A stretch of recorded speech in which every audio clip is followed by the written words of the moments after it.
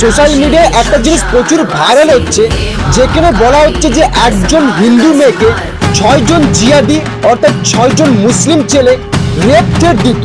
প্রতিদিন ওই হিন্দু মেয়েকে ব্ল্যাকমেল করা হতো, প্রতিদিন ওই হিন্দু মেয়েকে রেপ থ্রেট দেওয়া হতো।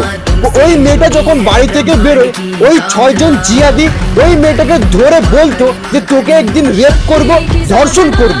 ওই 6জন জিহাদি যখন হিন্দু মেয়েটাকে রেপ থ্রেট দিচ্ছিল দিনের পর দিন, মেয়েটা তখন কিছু বলে না, চুপ ছিল। বাট ওই জিহাদিরা ভেবেছিল মেয়েটা খুব সরল সিধা ভীতু। বাট ওই হিন্দু মেয়েটা একটা আলাদাই প্ল্যান করে রেখেছিল।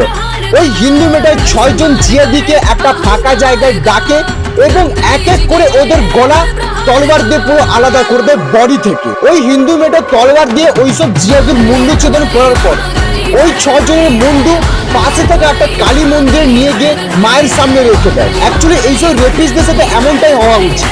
আর আইনে তো পরিষ্কার ভাবে লেখা আছে, নিজেকে বাঁচানোর জন্য তুমি তলোয়ারও তুলতে পারো। এই হিন্দু বোনটা আবারও প্রমাণ করে দিল হিন্দু মেয়েরা আপাতত ভীতু নয়, মা লক্ষ্মীর সাথে সাথে মা কালীরও রূপ নিতে পারে।